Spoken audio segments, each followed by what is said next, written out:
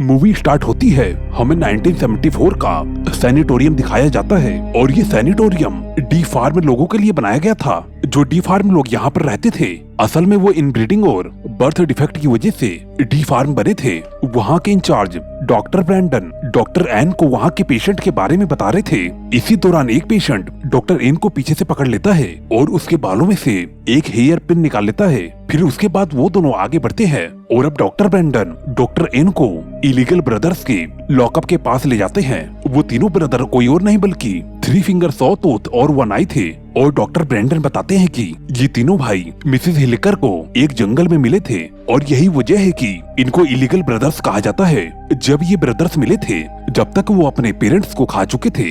और यही नहीं बल्कि वो डॉक्टर उसे यहाँ के सबसे खतरनाक पेशेंट बताता है। हालांकि वो अभी ज्यादा बड़े नहीं थे। उनके खतरनाक होने का प्रूफ यह है कि एक तो अपनी 2 उंगलियों को चबा गया और वो था थ्री फिंगर, और एक ने तो अपनी आंख को निकालकर खा लिया, इसलिए वो था वन आई, और तीसरा जो कि अपने दांतों को दीवारों के साथ रगड़ता रहता था और इसी वजह से उसे सॉ टूथ कहते हैं। और उसने तो बहुत ही सारे पेशेंट्स को अपने दांतों से काट कर जख्मी कर दिया था। इन सभी बातों को सुनकर डॉक्टर एन पूछती है कि ये तीनों इतने सारे पेन को कैसे सहन कर लेते हैं। इस पर डॉक्टर ब्रैंडन उन्हें बताते हैं कि इनको तो तकलीफ महसूस ही नहीं होती। इसके बाद वो लोग आगे बढ़ते हैं। अब जिस पेशेंट ने डॉक्टर एन की पिन निकाली थी, वो उस पिन के जरिए लॉक को खोलने लगता है, लेकिन वो ऐसा नहीं कर पाता क्योंकि वो इतना इंटेलिजेंट नहीं था। और ऐसा करते हुए वो तीनों भाई उसे देख लेते हैं और उससे वो पिन मांगते हैं। अब वो उस पिन को उनकी तरफ फेंकता है और उन ब्रदर्स में सबसे ज्यादा इंटेलिजेंट यानी कि थ्री फिंगर था, जो कि लॉक को खोल लेता है। अब चुपके से वो तीनों भाई बाहर आ जाते हैं और वो सिक्योरिटी गार्ड को मार देते हैं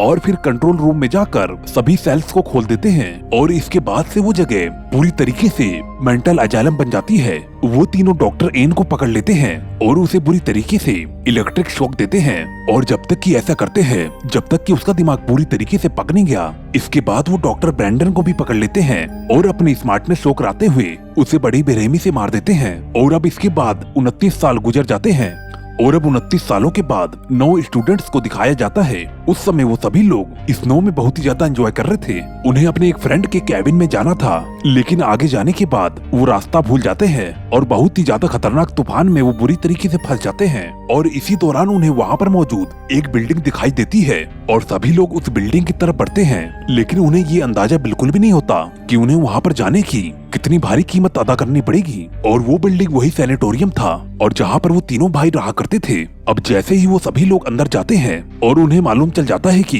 ये एक हॉस्पिटल था, वो आग जलाकर आराम से वहाँ पर बैठ जाते हैं। लेकिन वो आराम से बैठने वाले लोग बिल्कुल भी नहीं थे, क्योंकि उनकी नेचर में ये शामिल था कि वो किसी सुनसान जगह पर जाकर उसकी अच्छे से तलाशी लें। और वो पूरी जगह की अच्छी से तलाशी लेते हैं और तभी इंचार्ज ऑफिस में उन्हें वाइन मिल जाती है और वहीं पर उन्हें वहाँ के पेशेंट्स की फाइल मिल जाती है, जिसे देखकर उन्हें मालूम चल जाता है कि यहाँ पर डी फार्म लोगों को रखा जाता था।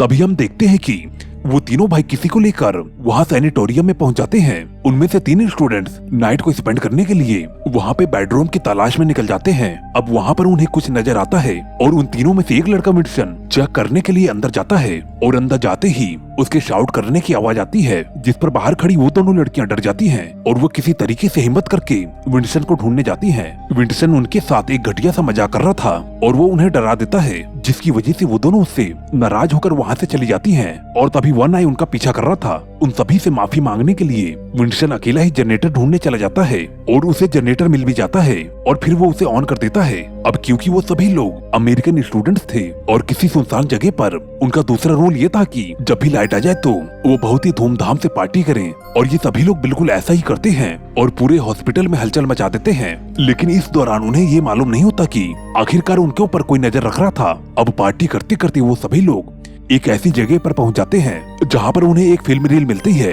अब डैनियल उसे एक प्रोजेक्टर में डालकर उसे प्ले कर देता है, जिस फिल्म में दिखाया जा रहा था कि वो डॉक्टर्स इलीगल ब्रदर पर सबसे ज्यादा एक्सट्रीम टेस्ट करते हैं। उस फिल्म को देखकर लॉरेन कहती है कि उसका भाई उन्हें इसके बारे में बड़ी खौफनाक कहानियां सुनाया करता था। वो बताती है कि वो लोग बहुत ही ज्यादा खतरनाक थे और वो लोगों को मार कर खा जाते थे, लेकिन किसी को भी उसकी बातों पर विश्वास नहीं होता और सभी लोग सोने चले जाते हैं। अब रात को सभी लोग अपने अपने रूम में सो जाते हैं, लेकिन विंडसन को नींद नहीं आती और वो टहलना शुरू कर देता है। वो देखता है कि सामने कोई खड़ा था और वो उसका वही फ्रेंड वोटर था जिसके कैबिन में उन्हें जाना था। और जब वो उसके पास जाता है तो फिर वो देखता है कि वो मर चुका है और वो जब तक कि कुछ सोचता सॉटूथ उसके सर में एक आयरन रॉड को घुसाकर उसे मार देता है। और जब अब सुबह होती है तो तब भी तूफान रुका नहीं था और अभी तक वो सभी लोग वहीं पर होते हैं। वहाँ पर विंटरसन के मिसिंग होने की वजह से जेना वहाँ पर सभी लोगों से पूछती है, लेकिन किसी ने भी उसे नहीं देखा था। और इसके साथ साथ उन सभी लोगों का सारा सामान भी गायब था और वो सभी लोग सोचते हैं कि शायद इस बार भी विंटरसन उन सभी लोगों के साथ मजाक कर रहा है और सभी लोग उसे ढूंढना शुरू कर देते हैं। उनमें से 4 स्टूडेंट्स बेसमेंट में जाते हैं और वहाँ पर उन्हें एक अजीबोगरीब किस्म का केज मिलता है जिसमें कि बहुत ही सारे औजार रखे हुए थे। और जब वो लोग आगे बढ़ते हैं तो उन्हें सारे सेल्स मिल जाते हैं जिनमें कि पेशेंट्स को रखा जाता था। और जब वो आगे बढ़ती है तो और वो देखते हैं कि वहाँ पर बहुत ही सारा खून लगा हुआ है जिससे कि वो लोग और ज्यादा परेशान हो जाते हैं। बेसमेंट में वो सभी लोग अलग अलग डायरेक्शन में चले जाते हैं और तभी जेना किचन में चली जाती है जहाँ पर वो देखती है कि सॉटूथ बटर के टुकड़े कर रहा था। तभी थ्री फिंगर वहाँ पर आकर सॉटूथ को अपने साथ ले जाता है और जेना भी जल्दी से वहाँ से भाग जाती है और वो उन सभी के पास आकर उन्हें सब कुछ बताने की कोशिश करती है। और तभी बॉटर के जैकेट में उनके सामने कुछ आकर गिरता है। अब कैनिया उसे चेक करने जाती है और जैसे ही वो उस जैकेट को खोलकर देखती है तो फिर वो देखती है कि उस जैकेट के अंदर पॉटर का कटा हुआ सर था। अभी वो सभी लोग संभले भी नहीं थे। वो तीनों भाई बालकनी से एक रेजर वायर को नीचे फेंककर क्लेयर के गले में फंसाकर उसे ऊपर खींचने की कोशिश करते हैं। तभी कायल उसके पैर को पकड़ लेता है और वो पूरा ही उसके खून से भर जाता है। इतनी कोशिश के बावजूद भी कायल उसे नहीं बचा पाता और उस लड़की का सर धड़ से अलग होकर नीचे गिर जाता है। अब सभी लोग डर जाते हैं और वो सभी लोग वहाँ से भागने की कोशिश करते हैं, लेकिन उनकी स्नो मोटर स्टार्ट नहीं होती क्योंकि उन भाइयों ने उसके स्पार्क प्लग को निकाल दिया था। अब उन्हें कुछ भी समझ में नहीं आ रहा था आखिरकार क्या किया जाए। लॉरेल जो कि स्की चैंपियन थी और वो डिसाइड करती है कि वो स्की करके कहीं से मदद लेकर आएगी। अब वो मदद लाने के लिए वहाँ से चल पड़ती है। यहाँ पर बाकी सबके पास गर्म कपड़े नहीं थे और वो सभी लोग उस तूफान में भी नहीं खड़े रह सकते थे। और तभी वो सभी लोग खुद को इंचार्ज ऑफिस में बंद करने का डिसीजन लेते हैं। अब वो सभी लोग जल्दी से भागकर ऑफिस में जाते हैं और अंदर से खुद को लॉक कर लेते हैं। और इधर अपनी सेफ्टी के लिए उनके पास कुछ भी नहीं था। हालांकि बेसमेंट में उन सभी लोगों ने बहुत ही सारे औजार देखे थे और इसी वजह से काइल, डैनियल और सारा बेसमेंट में जाते हैं और वहाँ पर थ्री फिंगर उनके पीछे पड़ जाता है और वो सभी लोग जल्दी से जाकर केज में छिप जाते हैं। और जब थ्री फिंगर वहाँ से जाता है तो वो लोग बहुत ही सारे हथियार लेकर वहाँ से निकल जाते हैं। दूसरी तरफ वन आई ऑफिस के दरवाजे में होल करके केनिया को पकड़ लेता है। इस पर ब्रिजेट उसके हाथ में एक नोकीले हथियार से वार करती है और वो केनिया को छोड़ देता है। और वो सभी लोग बेसमेंट में से भाग रहे थे और सबसे पीछे डैनियल था। और तभी सॉटूथ डैनियल को पकड़ लेता है और उसे किचन में ले जाकर बांध देता है। काइल और सारा जब ऑफिस में पहुंचते हैं तो फिर वो देखते हैं कि उनके पीछे डैनियल नहीं आया था। यहाँ पर वो तीनों ब्रदर्स डैनियल को जिंदा ही काट रहे थे जिसकी चीखी वो सभी लोग सुन सकते थे। और अब लास्ट में बहुत ही सारी बहस के बाद वो उसे बचाने जाते हैं और तभी काइल देखता है कि वो तीनों भाई उसकी मसल्स को काटकर तेल में फ्राई करके खा रहे थे और डैनियल उस टॉर्चर से बच नहीं पाता। और उसे मरा हुआ देखकर वो सभी लोग डिसाइड करते हैं कि वो उन तीनों को अपने ट्रैप में फंसाएंगे।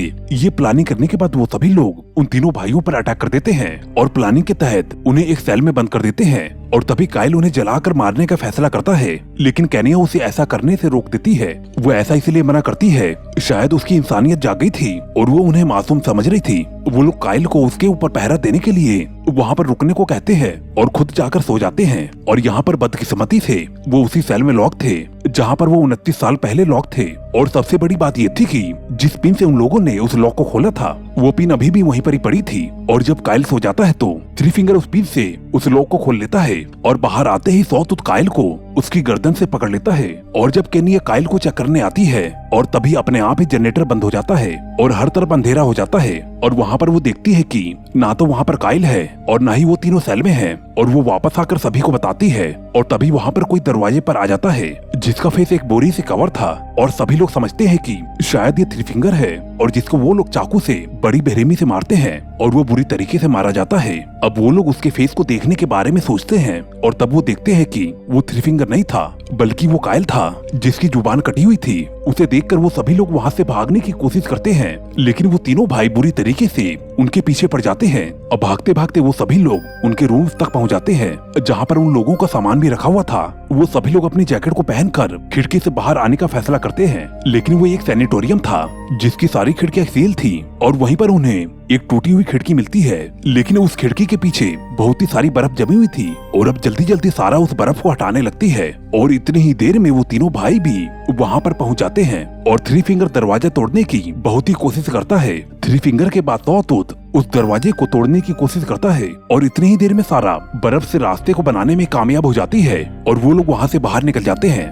लेकिन जैना बाहर नहीं निकल पाती और वो वहीं पर फंस जाती है और तभी सॉटूथ एक ड्रिल लेकर उसके अंदर घुसा देता है। बाकी तीनों जान बचाकर वहाँ से भागते हैं, लेकिन वो तीनों भाई भी उन्हीं की स्नो मोटर को लेकर उनका ही पीछा करते हैं। सॉटूथ ब्रिजेट को पकड़ लेता है, जिस पर वो चाकू से उसके ऊपर हमला करती है और वो उसे छोड़ देता है। दूसरी तरफ हमें लॉरेन दिखाई जाती है, जो कि बर्फ जमने की वजह से मर चुकी थी और यहाँ पर सबसे अफसोस वाली बात यह है कि मेन रोड उसके सामने ही था, जो कि तूफान की वजह से उसे नजर नहीं आया और वो हिम्मत हार कर वहीं पर ही बैठी रही और अपनी जान से हाथ धो बैठी। अब यहाँ पर केनिया और सारा ही बचते हैं और केनिया अपनी जान को बचाकर भाग रही थी और तभी वन आई उसके पीछे पड़ा था। अभी वो केनिया को पकड़ने ही वाला था, तभी सारा उसे मारकर नीचे गिरा देती है और वो अपनी स्नो मोटर को लेकर वहाँ से निकल जाती है। वो दोनों बहुत ही ज्यादा खुश थे क्योंकि अपने प्लान के अकॉर्डिंग से वो दोनों बच गए थे। वो इतनी खुश होती है कि वहाँ पर लगे हुए वायरस उन्हें नजर नहीं आती और उन दोनों का सर धड़ से अलग हो जाता है और तभी थ्री फिंगर वहाँ पर आता है और उनके सर को उठाकर वहाँ से ले जाता है और उनकी बॉडी वहीं पर ही पड़ी रहती है